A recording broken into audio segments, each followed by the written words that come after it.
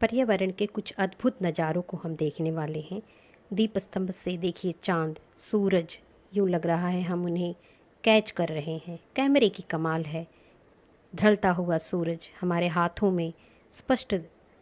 Camera क्या नहीं कर सकता है। दूर की वस्तु कितनी छोटी, बड़े होते हुए भी छोटी दिखाई दे रही है। देखिए, है ना अद्भुत। इस अद्भुत नज़ारे ताजमहल देखिए, छोटे से गेट में सब पूर्ण दिख रहा है।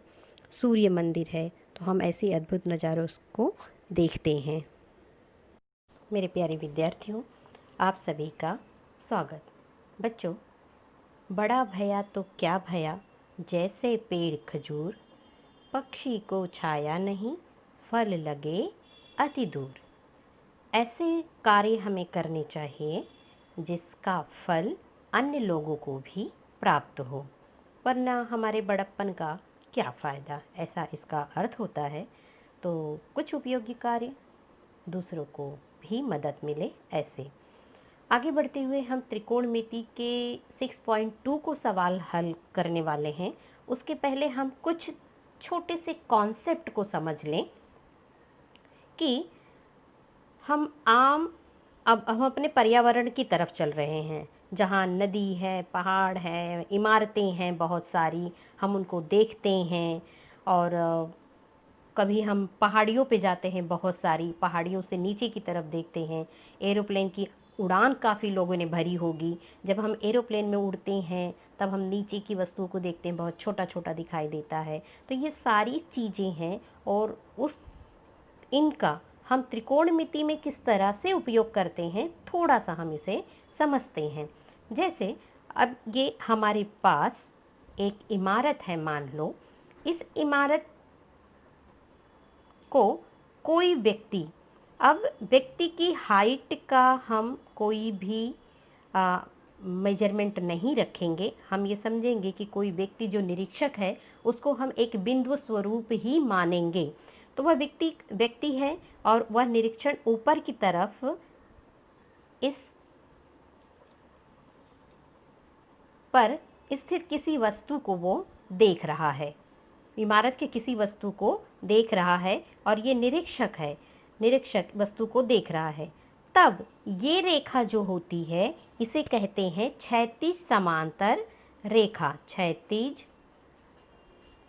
समांतर रेखा, यानी जब हम सरल रेखा पर देखते हैं, सामने देखते हुए चलते हैं, तो जब हमारी नज़र होती है वो क्षैतिज समांतर होती है, बिल्कुल रोड के हिसाब से हमारे एकदम सामने। जब हम सामने देखते हैं तो हमारी नज़र जो है क्षैतिज समांतर रेखा में गमन करती है।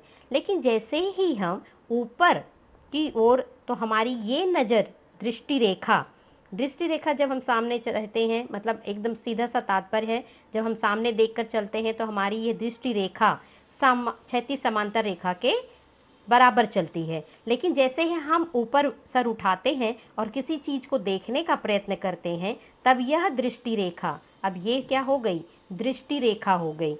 दृष्टि रेखा ऊपर की तरफ, और क्योंकि सीधा सरल रेखा होती है तो ऊपर। तब हमारे इस क्षैतिज समांतर और दृष्टि रेखा के बीच में एक कोण बनता है। इस कोण को कहते हैं उन्नत कोण। अब ये है दृष्टि रेखा, और बनने वाला कोण जो है वो बनेगा उन्नत कोण। ऊपर देख रहे हो, ऊपर देख रहे हो, उन्नत कोण किसके साथ, दृष्टि रेखा और क्षैतिज समांतर रेखा के साथ बनने वाला कोण उन्नत कोण होता है। अब अगर इसका थोड़ा सा विपरीत हम चले जाएं कि कोई व्यक्ति इस इमारत पर बैठा है और यहाँ पर स्थित किसी व्यक्ति को देख रहा है, तब बनने वाला कोण भी समांतर रेखा। अब ये कहेंगे कि समांतर रेखा यहाँ पर क्या है, हमारी जितनी भी आकृतियाँ होती हैं वो समांतर रेखा के आसपास ही चलती हैं। तो हम इस इमारत के समांतर रेखा पर जाएंगे। यहाँ से इस इमारत से भी एक समांतर रेखा होकर गुजरती है, ऐसा हमेशा हमें मानकर चलना है। क्योंकि जो भी लंबवत ऊंचाई होगी उसी के बराबर ये रेखा जाती है। तो ये भी एक समांतर रेखा। अब ये क्षैतिज समांतर रेखा हो गई। और बनने वाला, क्योंकि व्यक्ति यहाँ पर बैठा है, यह व्यक्ति यहाँ पर बैठा है और यहाँ से वो इसको देख रहा है, यहाँ से इसको, यह व्यक्ति यहाँ से इसको देख रहा है, ऐसा मान लीजिए, यहाँ इसको देख रहा है। अब बनने वाला कोण कहाँ बनेगा? वह भी इस दृष्टि रेखा और इस क्षैतिज समांतर रेखा। अब क्षैतिज समांतर रेखा यहाँ हो गई, क्षैतिज समांतर रेखा रेखा अब ये बनेगा। इस कोण को हम कहेंगे अवनत कोण। अवनत कोण, अव माने नीचे की तरफ देखने वाला। जब आप नीचे देखोगे तो एकदम इम्पॉर्टेंट बात ये हो गई कि दृष्टि रेखा वही है, लेकिन बनने वाला कोण क्षैतिज समांतर। जब आप नीचे खड़े हो, ऊपर देख रहे हो, ऊपर देख रहे हो नीचे वाली क्षैतिज समांतर, नीचे देख रहे हो तो ऊपर वाला क्षैतिज समांतर, यानी विपरीत क्षैतिज समांतर से बनने वाला कोण। ऊपर देख रहे हो इसलिए उन्नत कोण, नीचे देखोगे तो समांतर रेखा द्वारा बनने वाला कोण अवनत कोण है। इस तरह से याद रखो, जेड की आकृति बनती है, जेड। और क्योंकि ये समांतर रेखा है और जो ये दृष्ट रेखा है, इसको हम हमेशा तिर्यक रेखा मानकर चलेंगे। ये तिर्यक रेखा है और तिर्यक रेखा क्या, हमारे एकांतर कोण हमने पढ़ा है। जब कोई समांतर रेखा को कोई तिर्यक रेखा काटती है तो बनने वाला कोण, यानी यह कोण सर्वांग सम होता है इस कोण के। ये कोण और ये कोण सर्वांग सम होते हैं। तो अब एक समय में एक ही होगा, या तो ऊपर देखेगा या कोई व्यक्ति नीचे देखेगा, तो ऐसे अलग अलग सवाल, एक ऊपर देखने वाला मिलेगा, एक नीचे वाला। तो ध्यान आपको यही रखना है, ऊपर देख रहा है तो दृष्टि रेखा और क्षैतिज समांतर के साथ उन्नत कोण बनेगा। नीचे की तरफ देख रहा है तो ऊपर वाली क्षैतिज रेखा के साथ और दृष्ट रेखा के साथ अवनत कोण बनेगा। तो इस तरह से हमने उन्नत कोण और अवनत कोण देखा। एक बहुत इंपॉर्टेंट बात और एक चीज है कि जैसे जैसे कोई व्यक्ति किसी वस्तु को, अब समझो कोई व्यक्ति है और इस वस्तु को यहाँ पर खड़े होके, यहाँ से मैं कोई व्यक्ति है यहाँ पे खड़े होकर वो इस वस्तु को या इस इमारत की छत को देख रहा है, तब आप बनने वाला कोण देखिए, है ना। अब यही व्यक्ति अगर दूर जा रहा है देखते हुए, वह दूर जा रहा है और दूरी, तब बनने वाले कोण को देखते जाइए। बनने वाला कोण धीरे धीरे छोटा होता जाएगा। जैसे जैसे आप नज़दीक आते हो, आप नज़दीक आओगे और समांतर रेखा से बनने वाला कोण की तरफ ध्यान देना। ये कोण बड़ा होगा, है ना, ये कोण बड़ा होगा। और जैसे जैसे आप पीछे जाओगे कोण छोटा होता जाएगा। इसका तात्पर्य ये होता है कि आप जैसे जैसे दूर जाओगे वस्तु आपको छोटी होती जाएगी। इसका मतलब कोण छोटा होता जाता है। आप देखते रहो, आप ऐसे जैसे दूर जाओगे कोण छोटा होता जाएगा। कोण छोटा, जितनी भी दूर जाओगे कोण छोटा होता जाएगा। कोण छोटा हो रहा है, इसका मतलब आपको वस्तु छोटी छोटी दिखनी, और एक समय ऐसा आएगा कि कोण एकदम शून्य पर आ जाएगा। और जब शून्य पर आ जाता है कोण, तब वह वस्तु आपको नहीं दिखाई देगी। तो ये है इसका कोण बनने का आशय। अगर आपको कोण, जितने नजदीक रहोगे कोण बड़ा दिखेगा, वस्तु बड़ी दिखेगी। तो इससे एक कॉन्सेप्ट क्लियर होगा कि अगर कोई व्यक्ति और नजदीक है उस इमारत के या उस मंजिल, उस पेड़ के, या कोई भी चीज हो जो लंबवत है जमीन से, तो वह कोण बड़ा होगा। जैसे जैसे दूर जाएगा उसका कोण छोटा होता जाएगा। ऐसे ही एक दो एग्जाम्पल और कॉन्सेप्ट क्लियर करने के लिए मैं आपका ले रही हूँ। आज हम पूरा कॉन्सेप्ट पहले क्लियर कर लेते हैं, इसके बाद अब जैसे हम एक नदी के किनारे खड़े हैं। एक नदी है और उस नदी के किनारे, या नदी है और उस नदी के किनारे पर एक व्यक्ति यहाँ पर है और एक व्यक्ति यहाँ पर है, और दूर स्थित किसी पेड़ को वो देख रहा है, किसी पेड़ को वो देख रहा है। तब बनने वाला कोण, यहाँ से जो देखेगा यहाँ पर और इसको देख रहा है, तो ये बनने वाला कोण जो है, आप ऐसे मान के चलिए, ये बनने वाला कोण देखिए, ये इस रेखा के साथ थोड़ा और नीचे ले लेते हैं, आप इसको बराबर एनालाइज कर सकोगे। और यहाँ से जब वो देखेगा तब बनने वाला कोण देखिए, यह कोण बड़ा होगा, यह कोण छोटा होगा जितनी दूर से। तो ऐसे ऐसे कई एग्जाम्पल आपको हमारे इस प्रकरण में 6.2 में देखने मिलेंगे। तो तीन चीज आपकी अगर क्लियर हो गई कि हम ऊपर देखते हैं तो अवनत कोण बनता है, और अगर हम नीचे देखेंगे तो रेखा के समांतर बनने वाला कोण यहाँ पर क्या होता है, अवनत कोण बनता है। अगर यहीं से स्थित आप नीचे देख रहे हो तो इस रेखा के समांतर दूसरी रेखा जो ऊपर की है, उस कोण से बनने वाला कोण यह और यह एकांतर कोण होगा, और ये अवनत कोण बनेगा, जबकि ये उन्नत कोण बन रहा है। और इस तरह से कई परिस्थितियां आपको दिखाई जाएंगी और आपको इस पर आधारित सवाल हल करने होंगे। तो चलो हम हल करते हैं 6.1 का पहला सवाल और देखते हैं उसमें क्या दिया है। तो हम इसे समकोण त्रिभुज बनाकर और दिखाएंगे। हमारा सवाल है और उसे हम एक कच्ची आकृति द्वारा दिखाएंगे।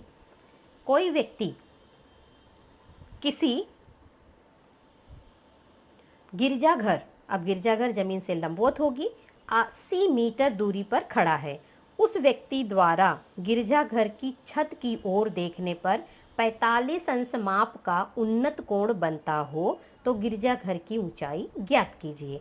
अब उसे हम पहले हम हल करते हैं। हल शुरुआत करोगे, इसके बाद आप मानोगे कि ये सारी आकृतियां हमने मानी है कि गिरजाघर क्या है, PQ, जो जमीन से क्षैतिज समांतर रेखा पर लंबवत है, और RQ वह 80 मीटर है। तो वह व्यक्ति कहाँ है, R बिंदु पर स्थित है, और R बिंदु से यानी वह व्यक्ति है वो P को यानी कि गिरजाघर की छत को देख रहा है।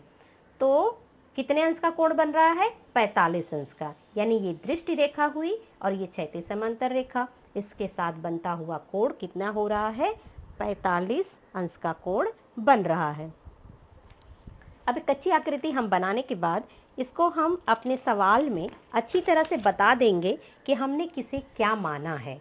तो अब हम देखते हैं इसे हल करते समय कि हमने मान लिया कि बिंदु R वह व्यक्ति है और PQ क्या है, उस त्रिभुज में गिरजाघर है और वो माना उसकी ऊंचाई x है, और RQ क्या है, व्यक्ति की दूरी गिरजाघर से उस व्यक्ति की दूरी RQ है और वो है 80 मीटर।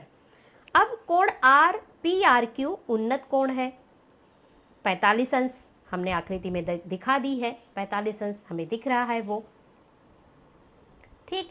और अतः कोण RPQ बराबर 45 यह त्रिभुज का तीसरा कोण हो गया। अतः यह त्रिभुज जो है वो 45-45-90 का त्रिभुज है, यानी कि समकोण त्रिभुज है, समकोण त्रिभुज, ठीक। अब समकोण त्रिभुज है, 45-45 का है, इसका मतलब क्या, PQ और RQ बराबर हैं, इसलिए PQ की ऊंचाई 80 मीटर। ये हो गया एक विधि। हम इस विधि से भी इस सवाल को हल कर सकते हैं, क्योंकि 45-45 का कोण बनता है, और जब 45-45 के कोण बनते हैं तो ये दोनों भुजाएं सर्वांग सम होती हैं, समद्विबाहु त्रिभुज होता है। तो जितना PQ होगा उतना ही RQ होगा। ये हमारे समकोण त्रिभुज 45-45 अंश 45-45-90 त्रिभुज की परिभाषा से। तो ये दोनों सर्वांग सम हो गए। या हम उसे और भी एक विधि से हल कर सकते हैं। इतना हमने बता दिया। ये चीज हमारी जो ऊपर को हमने परिभाषित किया है वो 2 में होगा। दूसरी विधि है समकोण त्रिभुज PRQ में अब हम लेंगे tan 45। किसी भी त्रिकोणमितीय से हम हल कर सकते हैं सुविधा के हिसाब से, क्योंकि ये सम्मुख भुजा और संलग्न भुजा से संबंधित है, इसलिए हम tan ले रहे हैं। तो हम कितना लेंगे tan 45। क्या होता है सम्मुख भुजा बटे संलग्न भुजा। अब tan 45 हमारी सारणी के हिसाब से हमें क्या मिलता है 1, और सम्मुख भुजा है PQ। आकृति में हम देखते हैं सम्मुख भुजा PQ और संलग्न भुजा RQ। PQ हमने x माना था और RQ 80 है। अब तिरछा गुणा करेंगे तो हमें मिल जाएगा x बराबर 80, अर्थात गिरजाघर की ऊंचाई 80 मीटर होगी। इस तरह से ये सवाल सिंपल था और खाली आपकी आकृति सरल होनी चाहिए और आपने जो बनाया है माना है उसको आप परिभाषित कर दीजिए या आपने R को क्या, R की स्थिति क्या है, तो हमने सब की R व्यक्ति है या व्यक्ति की स्थिति है। इस तरह से हमने पहला सवाल हल किया। अब हम आगे बढ़ते हैं दूसरे सवाल की तरफ।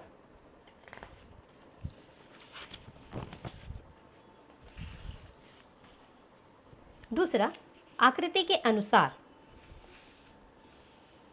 पहले हम सवाल देख लेते हैं। 6.2 का दीप स्तंभ से किसी जहाज की ओर देखते समय 60 अंश माप का अवनत कोण बनता है। यदि दीप स्तंभ की ऊंचाई 90 मीटर हो तो वह जहाज दीप स्तंभ से कितनी दूरी पर होगा। अब हम हल करने के लिए पहले अपनी आकृति बना लेते हैं। हमने देखा कि जहाज, यस मैंने लिख दिया शिप, यानी अपने याद रखने के लिए आप अपने हिसाब से कोई भी हल माना। हम ये जो आकृति बना रहे हैं इसमें हम मानते हैं कि यस जो है वह शिप है और वो देख रहा है, शिप है, और ये है दीप स्तंभ PQ दीप स्तंभ है और इसकी मीटर, दीप स्तंभ की ऊंचाई 90 मीटर है। आप यहाँ लिख दीजिए ये दीप स्तंभ है और ये 90 मीटर है।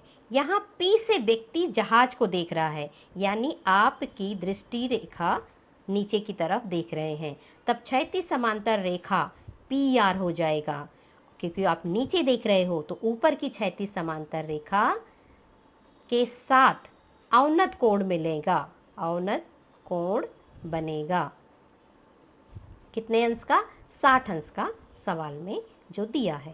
तो अर्थात यह कोण जब हम देखेंगे ये जेड बन रहा है, उल्टा जेड या सीधा जेड, जेड बन रहा है जेड की आकृति, तो एकांतर कोण से यह कोण भी 60 अंश हो जाएगा। इतना तो हमने आकृति में देख लिया है। अब इसी आकृति के अनुसार हम अपने सवाल को हल करेंगे।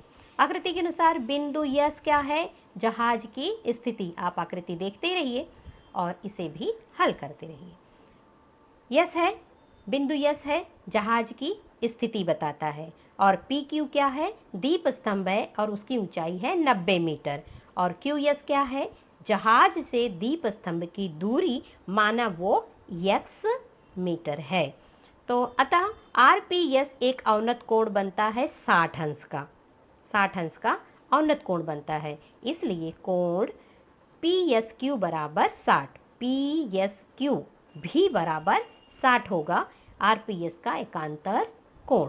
ठीक है। अब समकोण त्रिभुज, अब हम क्या करेंगे? समकोण त्रिभुज PQS लेंगे और उसमें tan 60 लेंगे, क्योंकि यहाँ पर भी सम्मुख भुजा और संलग्न भुजा से संबंधित है।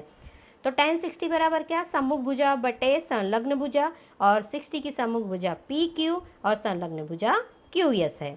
tan 60 हमारी सारणी के अनुसार होगा कर्णी में 3 और ये 90 बटे x। अब हम क्या करते हैं कि x तिरछा गुणा कर लेते हैं। तिरछा गुणा क्या होगा? x बराबर 90 करनी, तिरछा गुणा करने के बाद यहाँ पे हम ऐसे भी कर सकते हैं, तिरछा गुणा होगा x गुणे करनी में 3 बराबर 90। अब हमने क्या किया? x यहीं रखा और करनी में 3 का पक्षांतर कर दिया। अब क्या करते हैं? हर का परमेयीकरण, यानी कि नीचे जो हमारी संख्या करनी में 3 है उसका हम करनी हटाएंगे। करनी हटाने के लिए उसी करनी संख्या से हम अंश और हर में गुणा करेंगे, तब हमें क्या मिलेगा, यहाँ की करनी हट जाएगी क्योंकि करनी में 3 का वर्ग हो जाता है, तो 3 आया और 90 करनी में 3। अब ये 3 से इसको काट देंगे, 3 त्रिका 9, 3 शून्य शून्य, यानी 30 करनी में 3।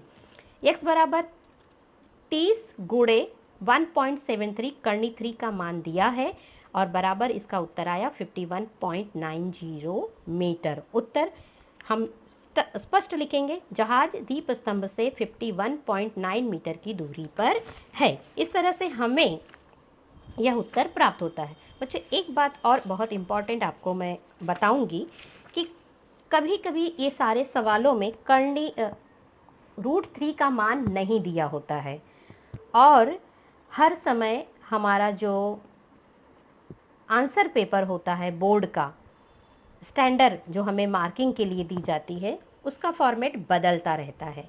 तो करनी पाई का मान और करनी में 2 का मान, करनी में 3 का मान, ये हमें याद रहे तो बहुत अच्छा है। कभी कभी उत्तर अपेक्षित हमें इस तरह से 51.9 में पूछा जाता है और कभी कभी सिर्फ इतना ही पूछ दिया जाता है कि उसका उत्तर बराबर 30 करनी में 3। और लेकिन अगर ऐसे देना है तो इस पर 1 मार्क्स पूछा जाता है। अगर आपने √3 का मान लिख कर ये उत्तर नहीं दिया तो आपका 1 नंबर जा भी सकता है। तो हर वर्ष 40 में से 40 लाने वाले बच्चों के लिए ये एक चुनौती होती है कि उसे हर तरह से तैयार होना चाहिए। तो बच्चों पाई का मान होता है 3.14 और √2 का मान होता है 1.41 और √3 का मान होता है 1.73। मैं आपको याद रखने का एक ट्रिक बताती हूँ, कैसे हम इसको याद रखेंगे। अब याद रखने के लिए मैंने जैसे अपना अपना दिमाग थोड़ा थोड़ा चलाते रहिए और इसको देखते रहिए कि कैसे याद रखते हैं। पाई का मान याद रखने के लिए वर्ड है यस, 3 लेटर यस, और इसके बाद कॉमा दीजिए और लिखिए I know, I know. Yes 3 letter 1 2 3, comma माने डॉट, आई 1 लेटर है यानी 1 और नो में 4 लेटर है यानी 4। Yes I know. और इसमें होता है I comma want 4 letter, capital letter T, एक ही लेटर। अब टी को टी से ही याद रखिएगा, टी कैपिटल टी ऐसे याद रखिए। I want tea, I 1 letter, comma का मतलब डॉट, 4 माने वॉन्ट, 1 2 3 4 लेटर है want, tea I want tea. √3 का मान है 1.73, इसको हम याद रखेंगे I comma respect, respect you. अब इसका लेटर गिन लीजिए, आई 1 कॉमा मतलब डॉट, रिस्पेक्ट 1 2 3 4 5 6 7, यू कितने लेटर है 1 2 3, 1.73। इस तरह से कोई ऐसे एक दूसरे से डिस्कस करके हम इन वैल्यू को याद रख सकते हैं। बहुत इंपॉर्टेंट, याद रह भी जाता है। लेकिन इस तरह से अगर हम कोई गेम खेलते हैं, इस तरह से कोई क्लॉज बनाते हैं और कॉमा का मतलब होता है हम रुकते हैं, यस कॉमा रुके, आई नो, आई रुके वॉन्ट टी, आई रुके रिस्पेक्ट यू। तो जहाँ रुकते हो कॉमा लगाते हो, कॉमा का मतलब होता है डेसिमल और बाकी जितने लेटर हैं उतने लेटर के 7 लेटर का 3 लेटर का वर्ड है। इस तरह से हम इसको याद रख सकते हैं। तो हम 6.2 का 2 सवाल हल कर चुके हैं। दोनों सवालों को आप अच्छे से मेरे ख्याल से आपको ये समझ में आया होगा। तो इन दोनों सवालों को अच्छे से प्रैक्टिस करिए। मिलते हैं अगले वीडियो में। तब तक खुद को प्रेरित करते रहिए और गणित को लिख कर समझ कर पढ़ते रहिए। थैंक यू बच्चों। हमेशा जो दृष्टि रेखे होगे उसको, थैंक यू बच्चों।